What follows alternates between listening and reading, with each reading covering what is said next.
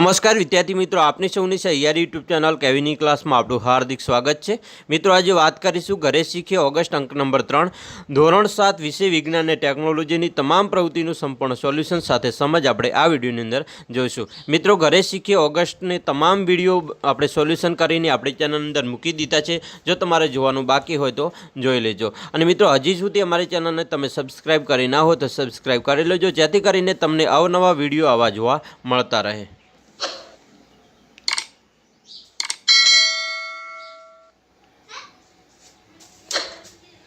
पाठ नंबर है एक एसिड बेज अने क्षार। मित्रों, आ प्रकरण में आपणे एसिड बेज अने क्षार विषय शीखवाना छीए। शुं तमे पहला क्यारे आ शब्दों सांभळ्या छे?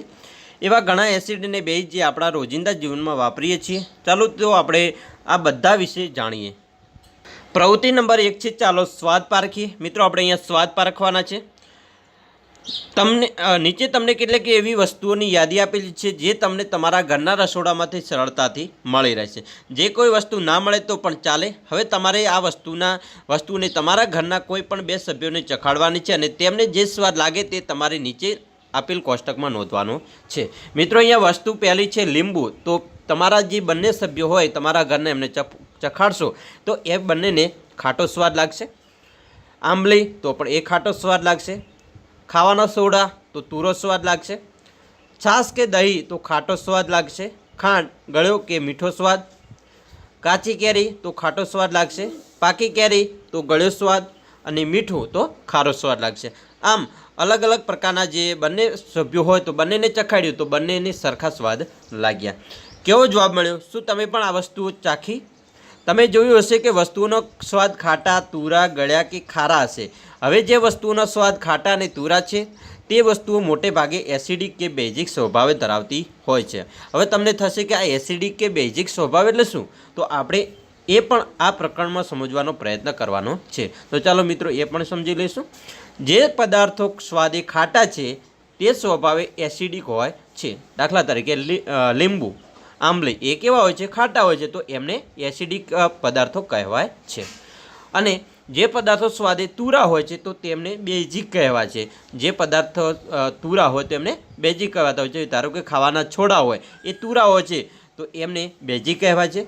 मोटा भागना एसिडिक स्वभाववाळा पदार्थो खोराकनो लांबो समय सुधी साचवी राखवा माटे वापरवामां आवे छे। तमे कदाच विनेगर अने के सरकाનું नाम पण सांभळ्युं हशे। ते एक प्रकारना एसिड छे जे खोराकनो लांबो समय साचवी राखवा वपराय छे। तो चालो આપણે જોઈએ કે શું ખરેખર આવું થાય છે, તો તે પણ આપણે અહીંયા જોઈ લઈશું। પ્રવૃત્તિ નંબર 2 ની વાત કરીશું, ફળો અને શાકભાજીની સાચવણી। તેની અંદર જોઈશું તો અત્યારે શ્રાવણ મહિનો ચાલી રહ્યો છે। તમારા ઘરમાં કોઈ શ્રાવણ મહિનાના ઉપવાસ પણ કરતું હશે। ઉપવાસમાં મોટે ભાગે લોકો ફળફળાદી ખાતા હોય છે। હવે ઘણીવાર એવું બને કે આપણે અડધું સફરજન ખાઈએ અને અડધું બચી જાય, પણ આ સફરજન જો રાખી મૂકવામાં આવે તો ખરાબ થઈ જાય છે। જો આ સફરજનને સાચવવું હોય તો આપણે શું કરી શકીએ? તો ચાલો તે માટે એક પ્રવૃત્તિ કરવાની છે। જો તમારી પાસે સફરજન ન હોય તો આ પ્રવૃત્તિ તમે ડુંગળી લઈને પણ કરી શકો છો। તો તમારે આના માટે 1 કે 2 લીંબુ લેવાના છે। હવે આ લીંબુનો રસ એક વાટકામાં એકત્ર કરવાનો રહેશે, જે આપણે અહીંયા કરેલો છે પ્રવૃત્તિની અંદર। આ રીતે કરવાનું છે। અહીંયા એક વાટકો લીધો અને એમાં 2 લીંબુ નિતારવાના છે। હવે એક સફરજન કે ડુંગળી લેવાની છે, 2 સરખા ભાગ કરવાના છે તમારે, અહીંયા જે કરેલા છે એ રીતે। હવે એક ભાગને જે વાટકામાં લીંબુનો રસ તેમાં કાપેલો ભાગ ડૂબે તે રીતે 30 મિનિટ માટે મૂકી રાખવાનો છે। હવે સફરજનના કે ડુંગળીના બંને ટુકડાઓનો અલગ અલગ ડીશમાં મૂકો અને તેનું અવલોકન 10 મિનિટ પછી કે 30 મિનિટ પછી અને 1 કલાક પછી અને 8 કલાક પછી કરો અને નોંધો કે શું ફરક જોવા મળે છે। તો તમને અહીંયા જે ફરક હશે એ જોવા મળશે। ચાલો આપણે ફરક નોંધીશું, શું ફરક જોવા મળ્યો છે। ધારો કે સફરજન કે ડુંગળી તો 10 મિનિટ પછી, 30 મિનિટ પછી, 1 કલાક પછી કે 8 કલાક પછી શું ફરક જોવા મળે છે તે જોઈશું।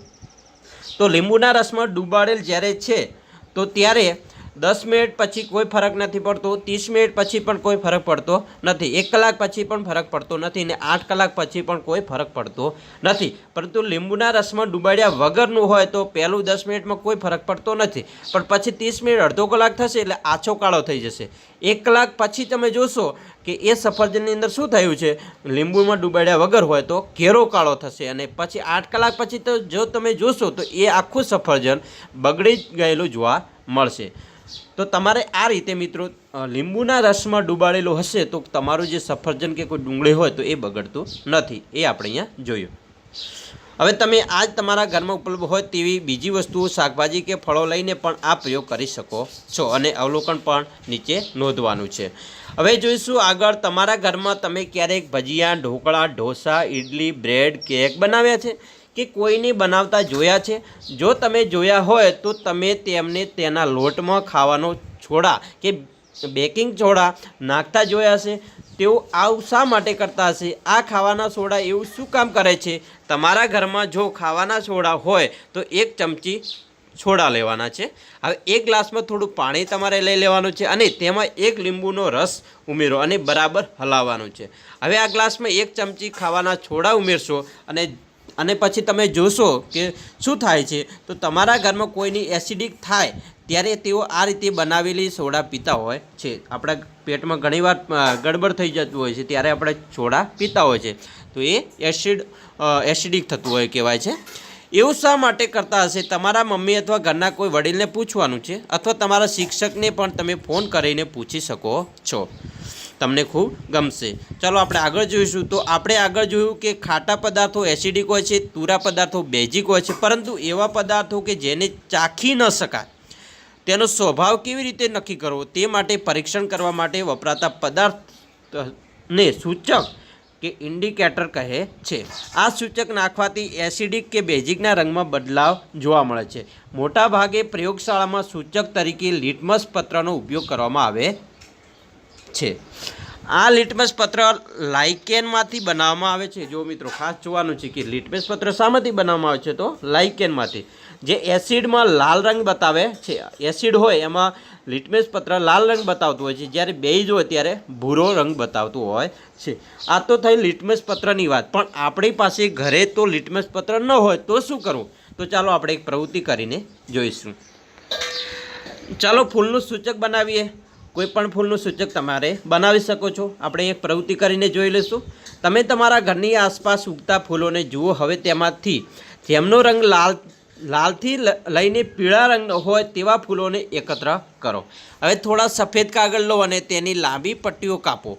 આ પટ્ટીઓ પર તમે એકત્ર કરેલા ફૂલની પાંખડીઓને ઘસો. દરેક પટ્ટી પર જે ફૂલની પાંખડીઓ ઘસી હોય તેનું નામ લખો. હવે આ તૈયાર થયેલી પટ્ટીઓને પ્રવૃત્તિ 1માં વાપરેલી વસ્તુઓના દ્રાવણ બનાવી તેમાં ડૂબાડો અને રંગમાં શું બદલાવ જોવા મળે છે તે તમારે અહીંયા અવલોકન કરવાનું છે. તો જોઈશું આપણે અહીંયા કે કયા ફૂલની પટ્ટી છે અને એનું અહીંયા દ્રાવણ છે. આપણે અહીંયા દ્રાવણ લીધું છે અને રંગમાં શું બદલાવ આવે છે એ અહીંયા લખવાનું છે. આ આપણે જાસૂદ પત્ર છે એની પટ્ટી લઈએ છીએ.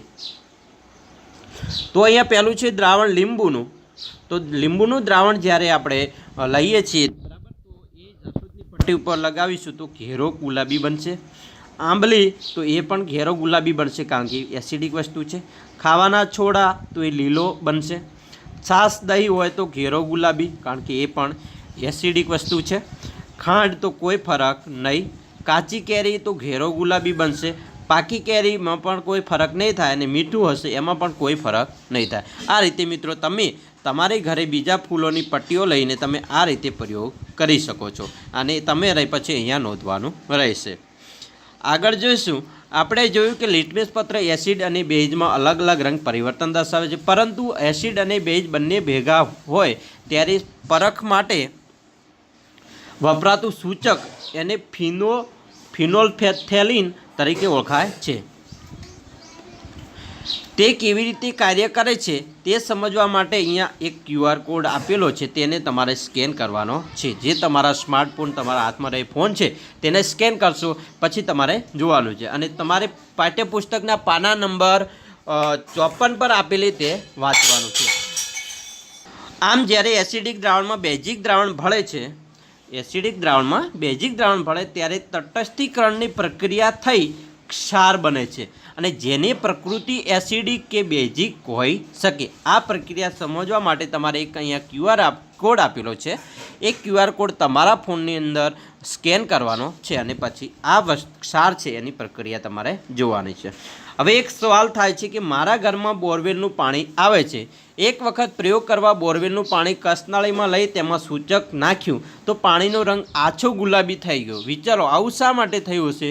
તમારો જવાબ અહીંયા લખવાનો છે. તો જોઈશું આપણે અહીંયા, કારણ કે સૂચક જેને ફિનોલ્ફથેનિલ બેઝિક પ્રકૃતિનું હોય ત્યારે ગુલાબી રંગ આપે છે. ઘરમાં જે બોરવેલનું પાણી છે તેનો pH 7 કરતાં વધુ હોવાથી તે બેઝિક હોય અને તેને કસનાળીમાં લઈ સૂચક નાખતા આછો ગુલાબી રંગ જોવા મળે છે. એનું કારણ છે, પહેલાંના જમાનામાં ઘણા બધા ખેડૂતો પોતાના ખેતરની આસપાસ આંબલીનું વૃક્ષ ઉછેરતા હતા. જેમ આપણે આગળ જોયું કે આંબલીનું ફળ એસિડિક પ્રકૃતિ ધરાવે છે, તેવી જ રીતે આંબલીના નાના પાન પણ ખાટા હોય છે અને તેના ફૂલ પણ ખાટા હોય છે. ખેડૂતોને પૂછતા ખબર પડે કે તેઓ જમીનની pH જાળવી રાખવા માટે તેઓ આવું કરે છે. આંબલીના પાંદડા એસિડિક હોવાને કારણે તે જમીનની એસિડિક બનાવે છે. શું આવા કોઈ અનુભવો તમારા ઘરના વડીલો પાસે છે? તેમની સાથે વાત કરો અને અનુભવ જાણો. તો મિત્રો આ રીતે તમારે જે પ્રવૃત્તિ હતી આપણે અહીંયા પૂરી કરી સરસ મજાની. મિત્રો બીજી પ્રવૃત્તિ પણ આપણે આપણી ચેનલની અંદર મૂકી દીધી છે, બધા જ વિષયોની ધોરણ 7ની, તો તમે જોઈ શકો છો. મિત્રો વિડીયો ગમ્યો હોય તો લાઇક કરજો અને બીજા વિદ્યાર્થી મિત્રો સાથે શેર કરવાનું ભૂલતા નહીં. અને ચેનલમાં નવા હોય તો સબસ્ક્રાઈબ ચેનલને કરી લેજો, જેથી કરીને તમને આવા અવનવા વિડીયો જોવા મળતા રહે.